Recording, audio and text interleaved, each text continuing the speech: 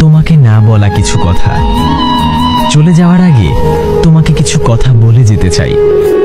হয়তো আমি আর থাকবো না, তবে যদি কখনো এই লেখাটা তোমার চোখে পড়ে, একটু মনোযোগ দিয়ে পড়ো।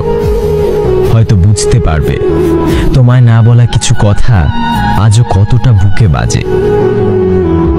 মানুষ বলে দুনিয়া শান্তির জায়গা নয়, কিন্তু আমি বলি তোমাকে পেয়ে, তোমার ভালোবাসা পেয়ে আমি যে সুখে ছিলাম তা যেন ছিল আমার দুনিয়ার এক টুকরো জান্নাত।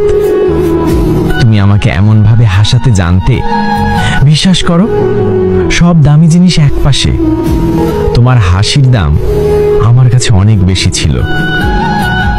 কিন্তু তারপর তুমি বদলে গেলে, আমাকে অবহেলা করতে শুরু করলে। কারণহীন দূরত্ব, চোখে চোখ রাখার সেই চেনা অনুভূতিটাও হারিয়ে গেল। চোখে চোখ রাখার সেই চেনা অনুভূতিটাও হারিয়ে গেল। আর তখন আমি বুঝলাম, প্রিয় মানুষকে ছাড়া থাকাটা একটা নিঃশ্বাসহীন বেঁচে থাকা।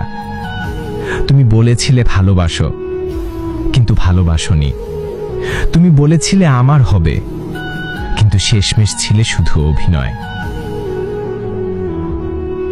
3টা বছর তুমি কেমন নিখুঁতভাবে অভিনয় করেছ আমি বুঝতেই পারিনি। আর তখন চারপাশের মানুষদের কথা মনে পড়ল। তারা বলেছিল দুনিয়া শান্তির জায়গা না। আর ঠিক তখনই আমি বুঝতে পারলাম আল্লাহ জান্নাত কেন বানিয়েছেন।